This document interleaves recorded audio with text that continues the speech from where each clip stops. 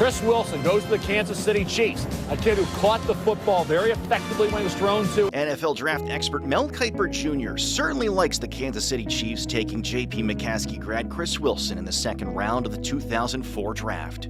For Wilson himself, that confidence began to build as a red tornado. I think for me, there was a lot of coaches and mentors and people around me, I think, who had a lot more faith and vision in terms of like believing in me and believing what I was capable of doing and what I had the potential to do even before I did. They sort of helped me to believe in myself. After playing multiple positions over his time at McCaskey, Wilson went to Pitt to play defense. When I first went to camp, I wasn't ready. I wasn't ready for that level of play. I wasn't ready for that level of intensity. I thought I was, but you know, there's a learning curve. And the offensive side of the ball was like, we'll take him. Bring him over here. Didn't you play receiver in high school? Yeah, come on, you can catch the ball, come play tight end. So that ended up being the best thing that ever happened to me. And it was supposed to happen that way, I think, because although I redshirted my freshman year, I ended up starting for 4 years at Pitt. And I think to this day, I hold most, if not all, the tight end receiving records. The Lancaster County Sports Hall of Famer would spend 8 years in the NFL, half of them with the Kansas City Chiefs, with stops in San Diego and Baltimore, as well as a preseason stint with Philadelphia. He learned from Hall of Fame tight ends Tony Gonzalez and Antonio Gates. But after football, it was time for something new.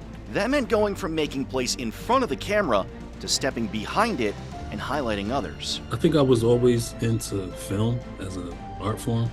It wasn't until later in life that I sort of discovered my interest in filmmaking as a passion. It just so happens that at the tail end of film school at UCLA, I got plugged in with some people at NFL Network out there in LA, going back to school to study entertainment law and to study filmmaking.